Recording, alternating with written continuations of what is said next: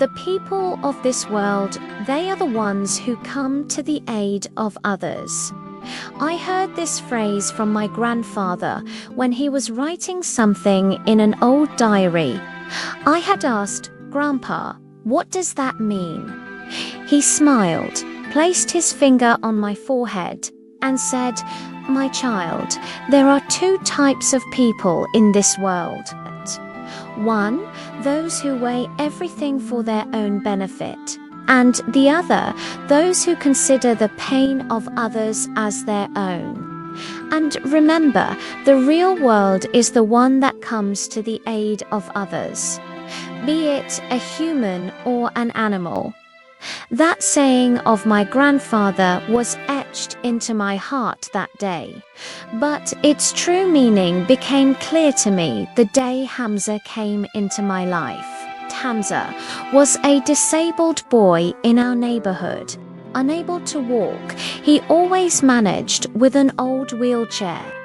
His parents had passed away in his childhood, and he lived with his elderly uncle, who was often ill himself.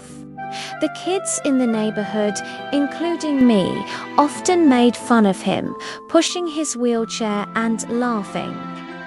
In our eyes, he was weird and weak, someone better avoided. One cold afternoon, I was returning from school when I saw Hamza had fallen from his wheelchair. He was giving his breakfast to a hungry puppy, and in the process, he lost his balance. He was writhing on the ground, his face contorted in pain. That puppy, whose name we later learned was Moti, was licking his face as if comforting him. My feet froze.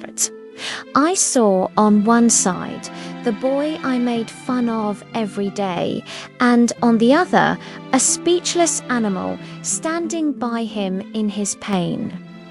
My grandfather's words echoed in my ears, the people of this world. They are the ones who come to the aid of others. I immediately ran to help Hamza, lifted him, and sat him back in his wheelchair. His eyes held pain, but also surprise. I said sheepishly, "I'm sorry, Hamza. After that day, my life changed." I decided to become Hamza's friend.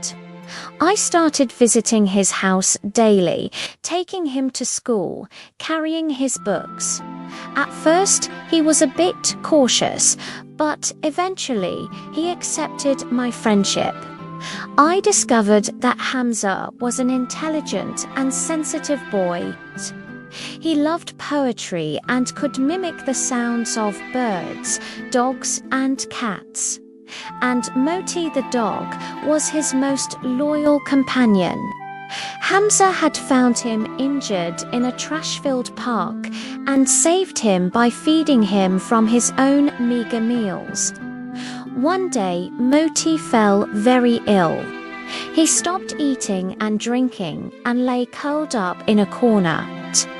Hamza was deeply worried. His uncle didn't have the money to take him to a veterinarian. The pain I saw in Hamza's eyes for Moti's suffering was unbearable. I gathered my saved pocket money, sold my favorite cricket bat, and collected the funds. I took Hamza and Moti on my bicycle to the doctor. The doctor treated Moti. When Moti recovered and started wagging his tail again, the sparkle that came into Hamza's eyes was as if the entire universe had lit up. He held my hand and said, "You are a true friend. You came to my and my Moti's aid. Looking at you, it feels like the world is truly a good place. But life often tests us. During a season of heavy rains, our area was hit by a flood. The water was rising rapidly. Everyone was busy saving themselves. I reached a safe place with my family, but my thoughts turned to Hamza. How would he and his disabled uncle get out? I pleaded with my parents, but my heart was calling out. I took a rope and waded into the water. It was chest deep. I headed towards Hamza's house.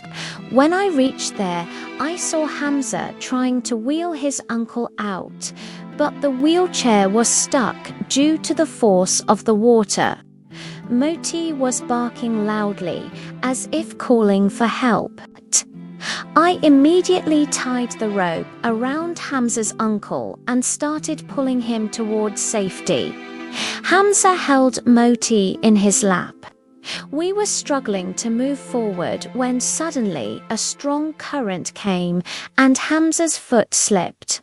He started to fall into the water, but at that very moment, Moti clenched the fabric of his shirt in his mouth and pulled hard to steady him. That speechless animal saved his owner from falling. We all finally reached a safe place. Hamza, his uncle, Moti, and I, we were all sitting on the wet mud, panting. Hamza hugged Moti tightly and kissed his forehead. Then he looked at me, his eyes filled with tears. He wanted to say something, but the words got stuck in his throat. I said smilingly, "No need to say anything, friend." He nodded and rested his forehead on my shoulder. In that moment, I felt that every word my grandfather had said was true. This world, this life, this humanity all have only one purpose: to come to the aid of others. Even today, when I see Hamza, who now runs a small online library, and Moti, who has grown old but still stays by his wheelchair, I become certain that love, empathy, and sacrifice are the real forces that turn darkness into light. And I learned that coming to the aid of others doesn't always require grand gestures. Sometimes a smile, a helping hand, or helping a speechless creature is what makes this world a livable place. Because the truth is, the people of this world, they are the ones who come to the aid of others.